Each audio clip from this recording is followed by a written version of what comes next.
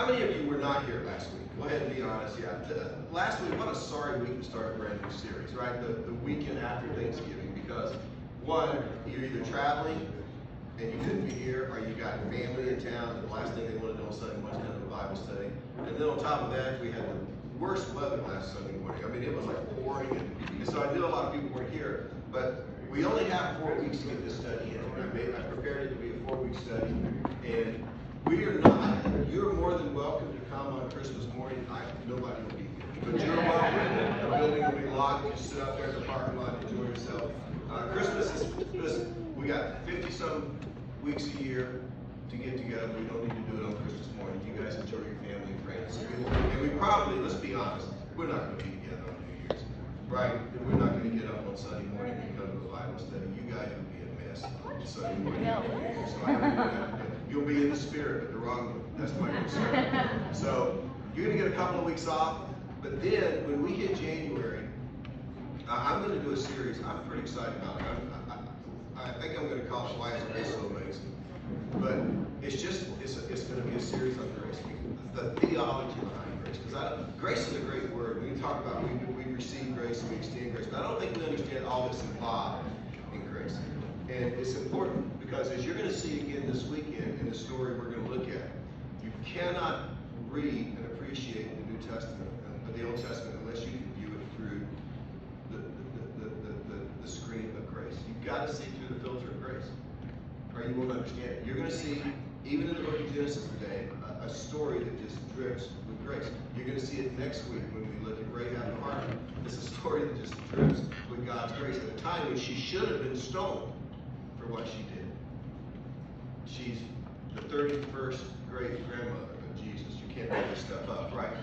But you can't read it without looking at it through the lens of grace. So I'm going to do a series, and I'm pretty excited to get into that because it makes me study. So I like that. But this is the second week of our Christmas study, and I said horrible to start it last week, but it is the second week. I named it in my head. It has no official title anywhere, but guess who's coming to Christmas? And last week, so let me just do a little bit of review. We talked about the fact that last week there are actually 4 accounts in the Bible of the life of Jesus. We refer to them as Gospels. I told everybody they're not the Beatles, Matthew, Mark, Luke, and John. That's actually the Gospel writers. And what's interesting about the 4 Gospels, 2 of the Gospel writers say absolutely nothing about the birth of Jesus. They don't talk about Christmas. John and Mark both begin with the ministry of John the Baptist. Right before Jesus went public with his ministry. How old was Jesus when he went public with his ministry? 30. So that means the first 29 years, Mark and John weren't really that interested in. They just picked it right up where Jesus is getting ready to go public. Luke, when he writes his gospel, he begins with baby Jesus in a manger and angels and shepherds, all the stuff we love about Christmas. But Matthew, he began with a genealogy of Jesus. And we talked about why would he do that? I mean, seriously, have you not read through Genesis? Have you not read through, like you get to the genealogies, like really, does anybody really ever read that? Why are they even in the Bible?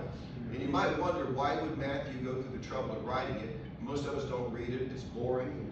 So why? And we talked about the fact that Matthew is getting ready to build his case that Jesus is the Messiah. Jesus is the Son of God. Now, Matthew's a Jew. He's writing to a Jewish audience. And he knew the first question they were going to ask him is this Jesus dude, is he related to Abraham? Is he related to David? Because if he's not related to Abraham and David, we can't take him seriously, because they knew that God had promised that David was going to have a descendant on the throne, that David, the Messiah, would come through the line of David.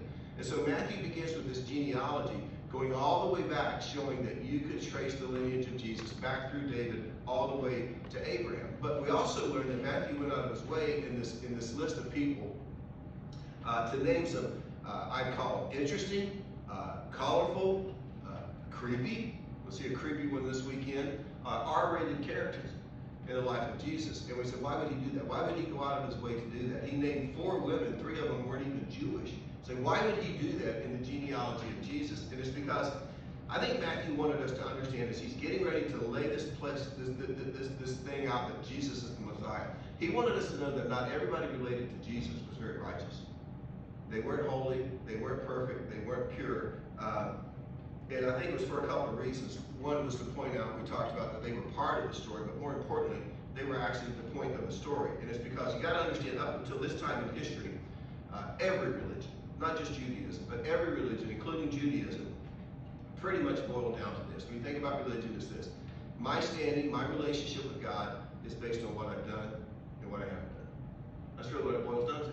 If I've been really, really, really good, somehow I'm on God's good side. If I'm really, really bad, I'm probably not going to be on God's good side. And there's a lot of people who think they're really, really good. And Matthew lived in that day. And as a result, there's a lot of self-righteous people who feel like the good I do outweighs the bad that I've done.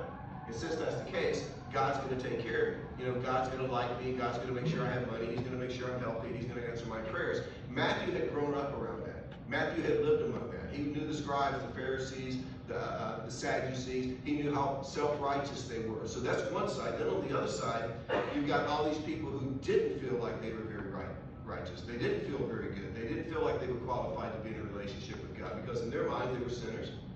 In their mind they had done bad things. And from their perspective, they knew they had a past. And I think Matthew could relate to that group of people because that's kind of Matthew's story. We talked last week that he was a tax collector. And whenever you read about tax collector, they're always connected to who else? Jesus went and hung out with the tax collectors and sinners. So I mean, it's about as low as you could possibly be. So Matthew, he could identify to this group. It's like, I'm not righteous enough to have a relationship with God. But this is what's interesting. After 3 years of being with Jesus, Matthew discovered that what Jesus was teaching was totally different than what they had been used to hearing. Because Jesus taught that people had access to God not based on what they had or haven't done. It didn't have anything to do with how good you've been or how bad you've been. People had access to God based on what God did. That happened the exact same place at the 9:30 time. It's a demon or a cat, which would basically say, right back there. But anyway, keep an eye on that for me back there. But this is a brand new way of thinking because Jesus came along and he basically said, you're going to have a relationship with God based on what God has done for you, what God has done on your behalf. So it was a completely different approach to God. And Matthew knew that this story that he's getting ready to write, this story that he's getting ready to tell, it is so different that he went out of his way to make sure his Jewish audience knew that Jesus was related to sinners. And not just, ordinary sinners. These are like award-winning sinners. I mean, if we were going to have an award-winning ceremony for sinners, a lot of them are right here at Jesus's. These are the kind of sinners you do not want in your home on Christmas. Okay, that's the kind of sinners that we're looking at. And so I think that Matthew, I don't know much about Matthew. I'll get to meet him one day, I guess. But I wonder if he didn't just have a little smirk on his face when he sat down and got out his stylus and his parchment and his ink and he decided to write this genealogy, knowing the bombshell he was going to drop on these Jews. And he wrote Matthew 1 verse 1, this is the genealogy of Jesus the Messiah, the son of David, the son of Abraham. Abraham was father of Isaac, Isaac the father of Jacob, Jacob the father of Judah and his brothers. Okay, this is what I want you to do. I want you to turn to the person beside you and tell them everything you know about Judah. Go.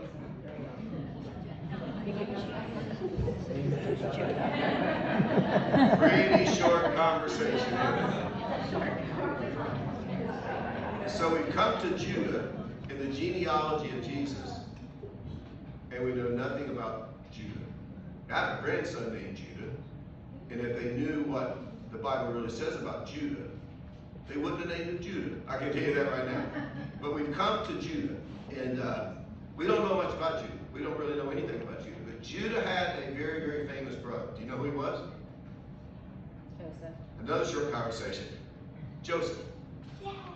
And you've probably heard of Joseph. Joseph, the guy with the coat of many colors. Maybe you saw the musical, right? But he was Daddy's pet. He was Daddy's favorite. And as a result, his brothers naturally was very, very jealous of him. You don't want to follow Jacob's parenting skills because he made it clear to the other 11 brothers, this was my favorite. And as a result, they hated him. They couldn't stand him. So most people know something about Joseph. We don't know a whole lot about Judah. This is what's interesting. Joseph isn't mentioned in the genealogy of Jesus. Instead, it's Judah and his brothers. And after you hear the story that I'm getting ready to share with you, this is the question you're going to be asking yourself.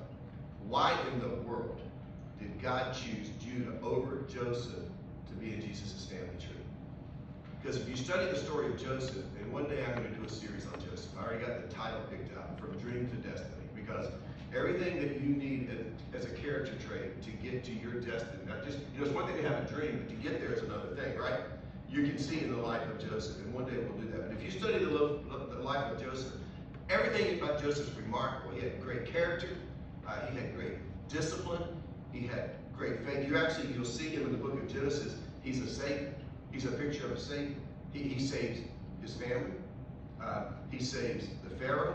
He saves the whole nation of Egypt. In fact, if there was a perfect picture of a savior type in the Old Testament, it's Joseph.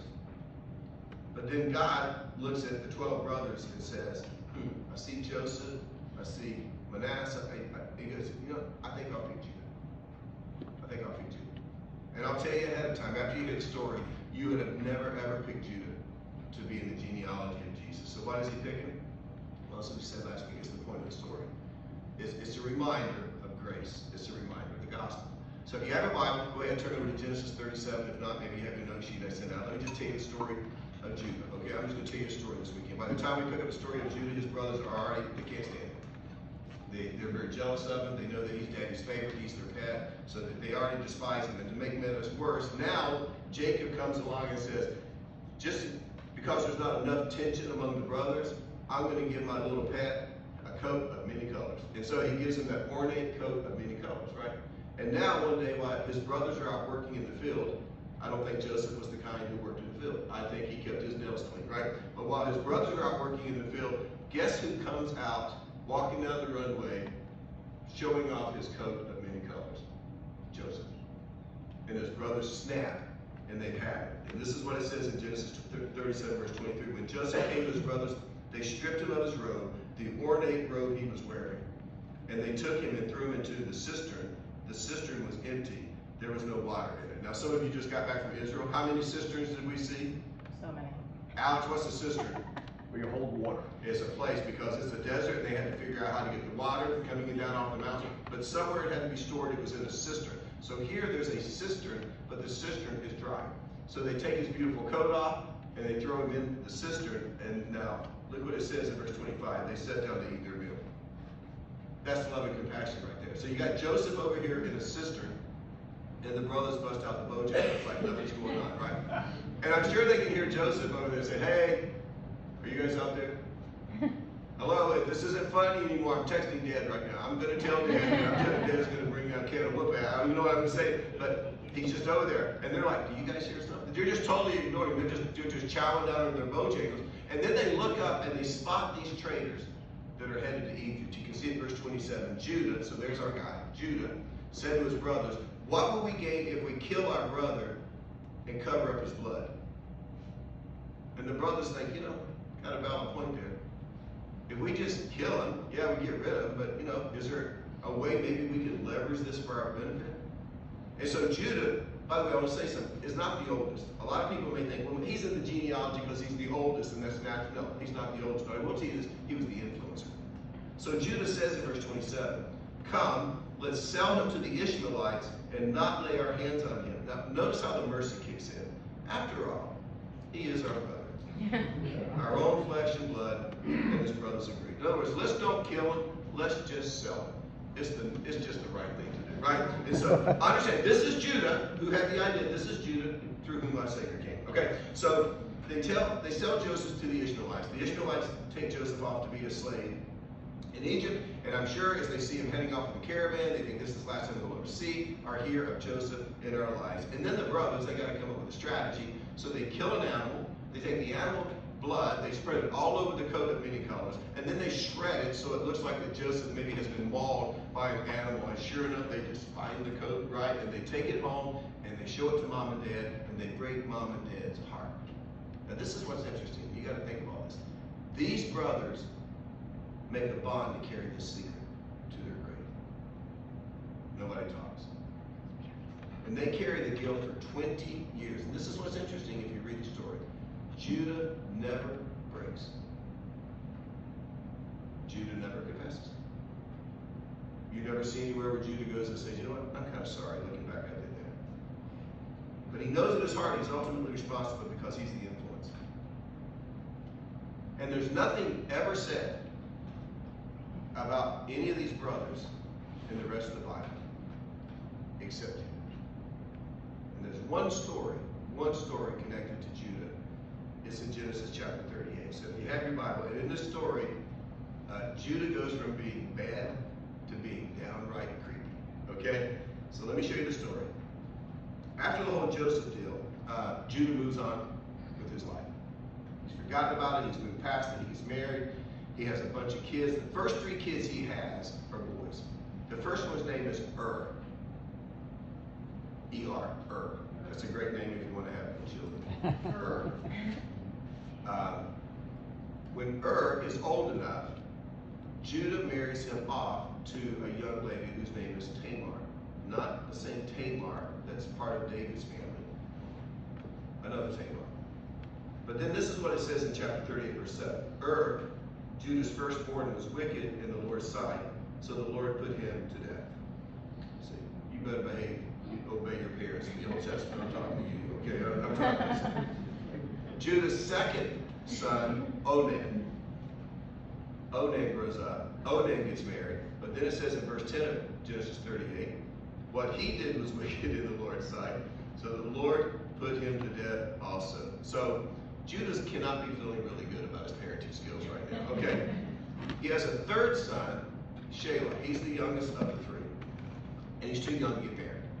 And so Judah goes to Tamar, his daughter-in-law, says, listen, here's the deal. Again, this is according to the tradition of the day. He is now responsible for her. She's Judah's responsibility. So Judah goes to Tamar and says, listen, I got this young kid, Shelah. If you will just live as a single woman until he's old enough, when he gets old enough, I'll have him married. And he'll take care of you, he'll protect you, he'll provide for you. So Tamar, she moves back in with her parents, and she's just got to wait now. This is really her only option. She's got to wait for Shelah to grow up, and at that point, they'll get married. I don't know what the age difference is. It isn't told. Well, time goes by, apparently years. And Judah just forgets. So that tells me that Shelah had a ways to go before he was old enough to get married. Years go by, Judah forgets that he had promised Tamar that Shelah was going to marry her and take care of her. So Tamar finds herself in a position she can't provide for herself. And now she's just a little bit bitter because Judah made her a promise and he hasn't followed through. So Tamar decides to take matters into her own hands. Verse 13, when Tamar was told your father-in-law is on his way to Timnah to shear his sheep, she took off her widow's clothes, covered herself with a veil to describe herself. That's a sign of a prostitute in the Old Testament. So she dressed up like a prostitute. Then sat down at the entrance to Enam, which is on the road to Timnah. For she saw that though Shelah had now grown up, she had not been given to him as his wife. So she's kind of bitter about this. When Judah saw her, he thought she was a prostitute, for she had covered her face, not realizing that she was his daughter-in-law. Now that gives you some idea of how much time has passed. He went over to her by the roadside and said, come now, let me sleep with you. So he hires his prostitute, not knowing it's his daughter-in-law, to spend the night with him. And they decide that the transaction for this is going to be a goat. I guess that was the going rate 3,000 years ago. But they decide adequate payment will be a goat. And so after they're finished, Judah says, okay, I owe you a goat. I'll get it to you. And she's like, well, I'm sure I can trust you, but I need a little security here. And so basically she said, I want 2 things. I want your signature ring. That's really what it is. And that was a reflection of his reputation. Also, it was that was like your credit card. You would put, it was a seal, you would put it into wax. And so I'm going to hold on to that. And then I want your staff. And the staff had to do with his strength, but probably a better term would be his influence in the community. So I'm going to hang on to those things as collateral till I get my goat. Big deal. So Judah, he doesn't really have much of a choice, so he agrees to it. And so he goes home, and he finds his servant, and he said, listen, on my recent trip, I met a prostitute, and I owed her a goat. Don't ask any questions. Okay? I need you to go down to Enam, and I need you to find this prostitute, and I need to get you to give her a goat and get my stuff back, right? And so the servant goes, and he walks all over the city, he can't find her anywhere. And finally gets up, and he comes home and says, Judah, I can't find her anywhere. And just like, that's weird, And so what happens is, over time, Judah just forgets about it. Hey, I tried, let's just forget the whole thing. Well, then you get to verse 24. About 3 months later, Judah was told, your daughter-in-law Tamar is guilty of prostitution. And as a result, she is now pregnant. And it's interesting. Judah does what every person does who has a secret and they're pretending to be something that they're not. You ever had a secret? And I have, right? And what do? It's the same thing Judah did. You know, you get more self-righteous toward other people. Have you ever noticed that? You know why we do that? Because I know I got a secret. And if I can tear you down, I feel a little bit better about myself. So he gets real self-righteous. And he says, you know what? Verse 24, bring her out. Let's burn her. Bring her out and have her burned to death. And you read that and think, well, wait a second. Is this the same guy who sold his brother into slavery? And then it made it look like he was killed by a wild animal. And mom and dad think that's what happened with their son. Same guy. Let's burn him. And so he rallies the community. He gets the community support. So they're going to burn Tamar alive at the stake. But Tamar has something that belongs to Judah, doesn't she? So notice what she does, verse 25. As she was being brought out, she sent a message to her father-in-law. I am pregnant by the man who owns these, she said. And she added, see if you recognize whose silk and cord and staff these are. And Judah's like, change plans. No fire today, guys. Bad idea. Put the fire out. We're not going to have a fire today. Change my mind. He goes, sees Tamar, and he says, Tamar, basically, you're more righteous than I am because I didn't follow through what I said I was going to follow through on. And that's kind of how the story just kind of ends there. It just kind of drops off the planet right there. Well, a few months later, Tamar gives birth to a little boy. His name is Perez. One time I was talking about this story, and a guy in my congregation, he was Mexican, and he said, look, finally, I got a Perez. You know? But I'll never forget him saying that to me. I thought that's pretty insightful, right? But the name is Perez. Perez is in the genealogy of Jesus. Now think about this. You read this story about a man, a prostitute, and a goat. That sounds like a setup to a good joke, right? And you're thinking, Matthew, dang it, I don't believe I would have told that. I mean, think about that. We got a kid born out of wedlock. His parents are a man and his daughter-in-law who was posing as a prostitute. And you think, well, that's a Jerry Springer show right there, right? I mean, that's the kind of thing that you hope nobody ever discovers unless it's the point of the story. Well, the story isn't over for Judah because about 20 years later, after they sell Joseph into slavery, what happens? A famine hits. And so Jacob, the father, calls them 11 boys. And he says, listen, I hear there's grain over in Egypt. I need you to go to Egypt and get grain. So they head off to Egypt. And guess who's in charge of the grain? You know the story? Who is it? It's Joseph. He's the prime minister of Egypt. Think about it. He went from being a slave, sold into slavery. He went from being a slave to being the second most powerful person in the most powerful nation on the planet at the time. So we're really talking about the second most powerful person in the world. I hope you read this cool story. But the last time the brothers see Joseph, he's a teenager. It's been 20 years. Now he's 30-something years old. And he dresses like an Egyptian. And he talks like an Egyptian. He even walks like an Egyptian. You know, so they get there, and they don't recognize him. Maybe it's the eye makeup. Every once in a while, Shannon, when we're going out, she said, I got to smoke my eyes. Have you ever seen the old movies where the Egyptians, they smoke their eyes, they got the old eye makeup, and then they wear the head? But for some reason, they don't recognize him. And it's interesting. You can read the whole story. I don't have time to do justice today. But he plays some mind games with them. He kind of sends them on a kind of scavenger hunt, lots of things going back and forth. What you're really trying to discover is if they've changed at all. And it's a great story, but this is how it all culminates. Eventually, these brothers come back, and they're in this courtroom, hearing room with Joseph, and all of his attendants are there. And he says, everybody out. Everybody leaves except these 11 dudes. And they all leave. And Joseph calls them closer. Now, most theologians believe at this point that Joseph revealed to them that he was circumcised. There were not many circumcised men on the planet at this time. Uh-oh. Right? Now maybe that's not the case. Maybe he just, got some makeup remover, removed all of his eye makeup and took his headpiece off. But it says he calls them closer and he said, I'm your brother. I'm Joseph. Now, I can promise you at this point, this is what Judah is thinking. What would I do if the world was reversed? What would I do to the man who sold me as a slave? And see, Judah knows what he would do because Judah knows his character.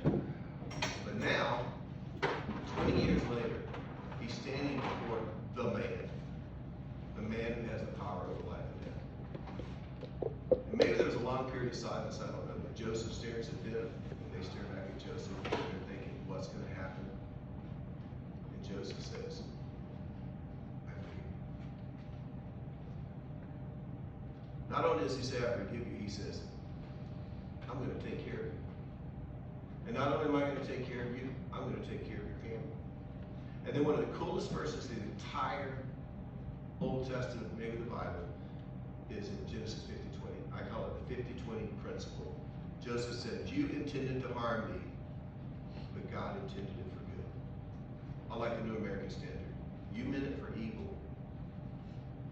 God meant it for good. You meant for this to be something bad, and God had a whole different plan. Look what he said. You intended to harm me, but God intended it for good. To accomplish what is now being done, the saving of many lives. Joseph's like, I saved you, I saved your family, I saved Pharaoh, I saved all the Egyptian people. And I told you, Joseph is seen in this story as the picture of a savior. But it's interesting, when it came to the genealogy of Jesus, God said, you know what? I think I'll skip the savior and go with the creepy one. I'm going to bring my son to the world through Judah, not Joseph. You really ought to read the Bible. I mean, you can't make this stuff up. It's incredible. And Matthew, he underscores that little snippet of history in the genealogy. And it's because, understand, on that day in front of Joseph, when you think about it, Judah was a picture of us.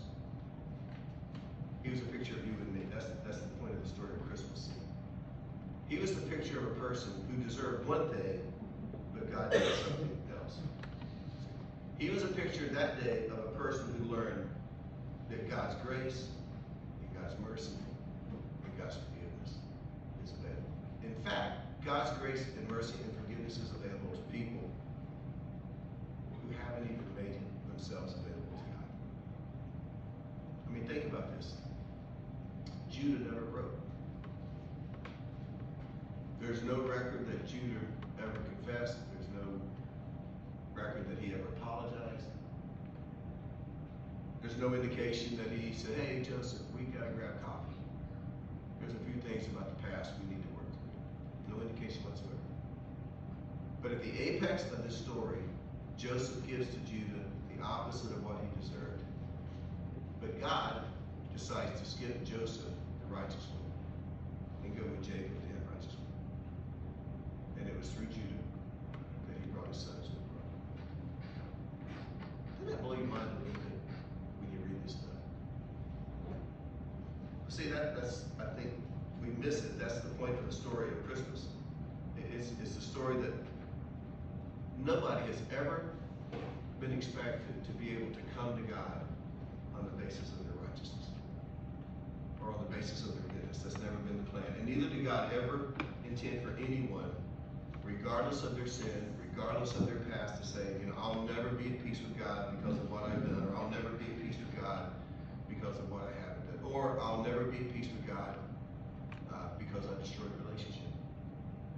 Or I'll never be at peace with God because I really, really hurt someone and I can't go back and unhurt them, and since I can't change the past, I guess I don't have any hope when it comes to being in a relationship with God. God never planned that. From the very beginning, that has never been planned. And when you think about it, that's just mankind's made up approach, religious approach to God. But I wanted you to see as far back as the book of Genesis. Genesis 38. Genesis chapter 50. You know what God is giving us? God is giving us way back then a picture of grace, a picture of mercy, a picture of forgiveness. Because this is what God knows about the human soul. Self-righteousness has never, ever made a person better. God knows that. God knows that the fear of God has never made a person better. God knows that promising to do better has never been able to take care of our past. I can sit up here all I want and say, I'm going to do better, I'm going to do better. That doesn't change anything about my past. It doesn't change anything about your past. Our only hope has absolutely nothing to do with us and what we can do or what we've done. It has everything to do with what's been done for us. So when Matthew sits down and he starts out this genealogy, this is what he's saying to us. He's like, before I even get to the Jesus part, I want to remind you how it's always been. From the very, very beginning, God has chosen the broken people of the world. From the very, very beginning, God has chosen the messed up people of the world. And these are the people that have access to God. But it wasn't because of what they did. It's because it's based on what had been done, and in the New Testament, what would be done. You know why that's so wonderful? See, that's your story. That's my story. When you really think, you are the point of Christmas. I don't know if we ever personalize it like this. I am the point of Christmas. It's that God came into this world to extend grace to people just like us, and we don't deserve it. And this is what I discovered after just years and years and years and years of ministry. When we can get to the point where we discover what's most important in life is our relationship with God, not our past. And when we can discover that's what's most important in our lives is finding peace with God, not trying to fix ourselves. I think a lot of people see Christianity as a self-improvement program. I got to work really, really hard to make myself better so God will love me and God will accept me. See, when we can discover that the key to approaching God has absolutely nothing with what we can do or what we have done, we understand it's about what God has done for us.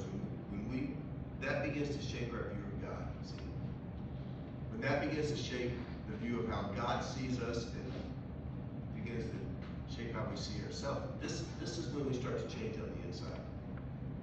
And when we get to this place, this is where we understand the grace we need to deal with our past. And actually, is where we find the grace we need to forgive ourselves. That's what God's done for us, not what we can do. It never begins with, this is what I've done, and this is what I promised to do to make it right.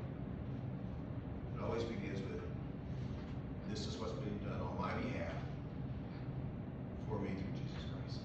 So let me just ask you a question. And this is what I want you to think about the next few weeks as we go through this series.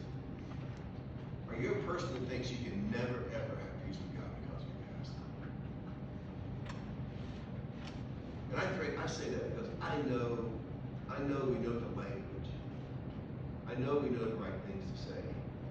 I know we know to say, hey, all my sins are forgiven. All my past sins are forgiven. My present sins are forgiven. My future sins are forgiven. But do you live that way? I was struggling this morning with something that's in my past because we still have a hard time believing that because of grace, it can really be forgiven. Maybe it's just our human nature. Maybe it's part of being Americans. I got to do something. I think that's why it's so hard for people in America to accept the gospel. It's like, well, I got to do something. I got to somehow earn my keep. I got to somehow earn my way. But if you're one of those people that thinks you can never have peace with your past, God because of your past, the good news is God is drawing near to you, even though you may have drawn away from Him. And I think that's totally different. When I was in seminary, there was a poem one of my professors made us read. It's called "The Hounds of Heaven." And it's how He tracks us down through the night. He tracks us through the days, through the alleys, the byways, and it's basically when you're sinning in your life, God says the hounds of heaven after you. They're going to track you down, and you're going to get you. That is the opposite of what Christmas about God leaning in and giving grace to people who don't even know yet whether they want it or not. Grace is the guy in the pig pen, the prodigal story, where the father's waiting, saying, hey, I'm here. I'm already to forgive you. I'm just wondering when you're going to turn around and come to your senses and come on back. I'm already here waiting. You don't have to do anything. It's already done. I'm just waiting for your move.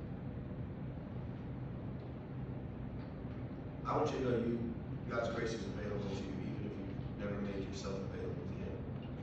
And you see that in life with Judah.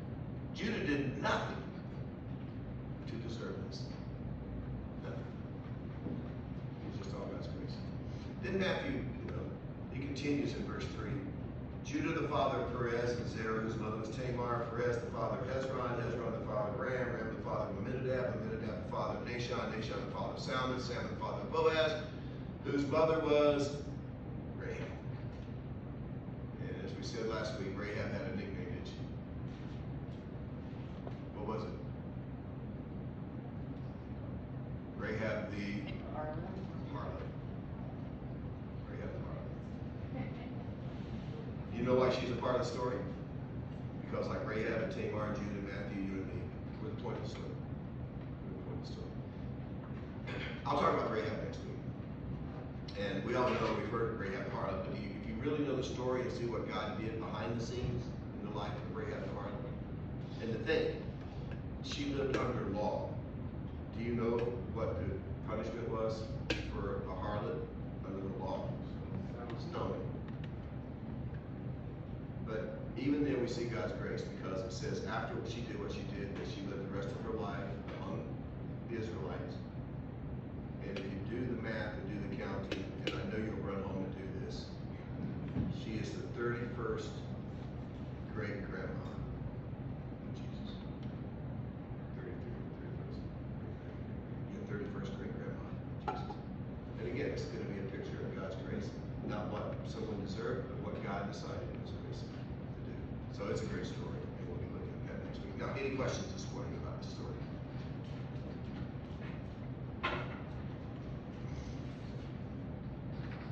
I don't have any questions, but I have a comment. So I love doing family history. That's just like something I love to do, genealogy. And one of the things that I noticed, even doing our own genealogy, and I think God chose these colorful characters, because I think all of those different things give us different characters, basically from our DNA. And we're all created from God, but also, our ancestries. And besides, let's make it an interesting story. How boring would it be if it was like, okay, yeah, this is the lineage, and they were all good, righteous people. I think it's God's way of making it interesting, and just, mixing it up, and like you said, showing this is what it's about. I mean, from the very, very beginning, when God said to Abraham, I'm going to bring a mighty nation through which will bless all the peoples of the earth. And that's what he was saying, is I'm going to send a Messiah through you, Abraham, your descendants. And from the very first step, Abraham would. He didn't trust that God would give him a Sarah baby. So he slept with her maid. We hadn't even got out of the gate yet. But God kept His promise. And He promised David, and we'll wrap up the series last week, because I do want to go back to David, because we talked about when we wrapped up the series today about the promise. The promise God gave him was the Messiah is going to come through. And David did everything he possibly could to get God to change his mind. But God made a promise, and God kept it. And I want you to see that's just the way God is. It's not based on what we do. It's based on who God is and what He does for us. And if we can just begin to see ourselves in that, it would change us. It really would change us. And the second thing is, step on that giant spider on the floor next to you. Oh, wow. I've been watching it the entire time to make sure it's. Don't kill it. It is a spider. Put it It's outside. been there the whole time. I've been watching it. I was going to squish it if I had to. Put that down there. I swept the floor. Listen, Mike, it felt like it was on the chair. Jeff will verify. Where's Jeff? Did I sweep the floor? That was not there. No, I saw you on my jacket. I thought you were telling me how to put on my jacket. No, and so I looked at Shannon and she was like, what is it? I'm like, it's a giant spider. So I watched it the whole time waiting for it to move. No, it was I was gonna jump up there and save you. I'm I telling feel you. like anything else other than the spider who's waiting for me to get out of my chair. So, yes. I spent a lifetime in Catholicism, and there's a phrase that if you were Catholic, you knew it's guilt. It's the gift that keeps on giving. It's no different with Baptists. So, and as a result, I sort of drifted away. And through Christine and Bert, we've really been trying to find something to make us whole and to fill some emptiness that happened as a result. And as you're telling the story, I kept thinking of the letter G. I just wish it was grace, which is the gift that kept on giving. It would help me tremendously, but this has been valuable. and this stuff sounds so good here in our head. Like, oh yeah, that's the way it's supposed to be. But actually getting it here, like when I went away to this place in the mountains for counseling, what became very, very evident to me was my whole life I had been a performance-based Christian. I knew I loved God, I knew He loved me, and I spent my time in the Word and all those things. But at the end of the day, I put this on myself. If I didn't perform the right way, I was pretty sure God was pissed off at me. And then you got to try to get back. I'm going to have more quiet time. I'm going to go more small groups, and I'm going to do this. And I'm going to get back on your good side, and then you blow it again. I'm like, I'm never going to do it again. I know I said I'd never do it again, but I really mean it this time. I'm never going to do it again. And you just get caught up in that, and then you just realize you can't do it. You just cannot do it. But guilt is the incredible driving motivator. And you like to say I'm free from that. Well, you don't just snap and are free from that. You battle it every day. And I think there's a time maybe when you get some victory, easier, but I'm not there yet.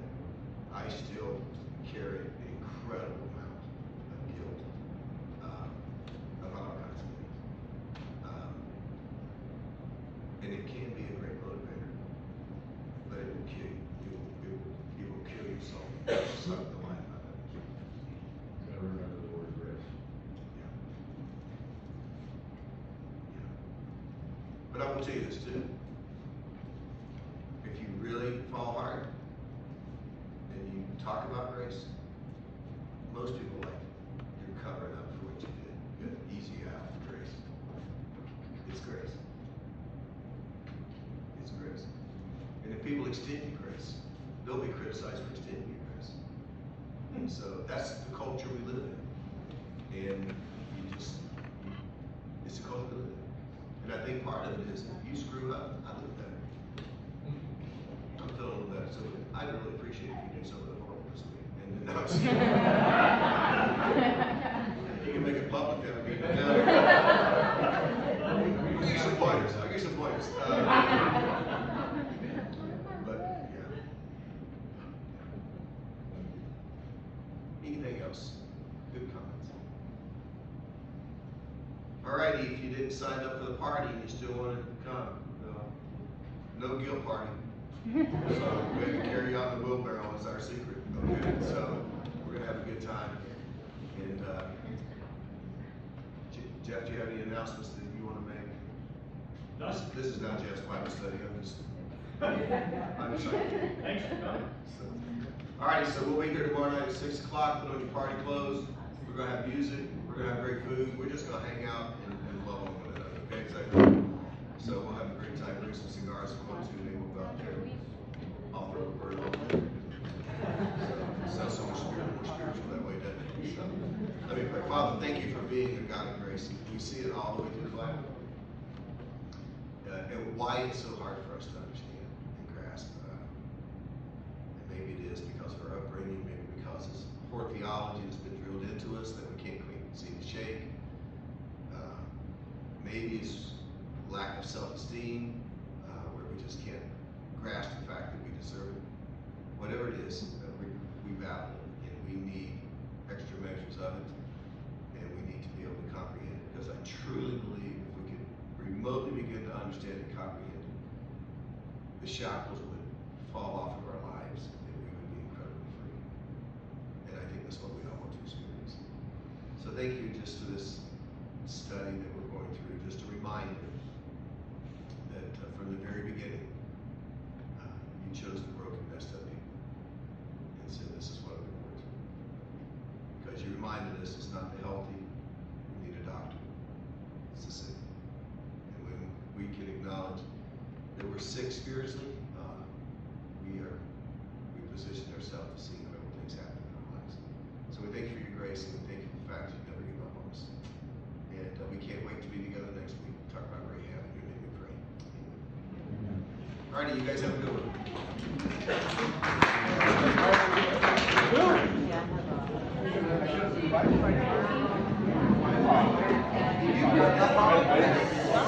She did it! She put it on my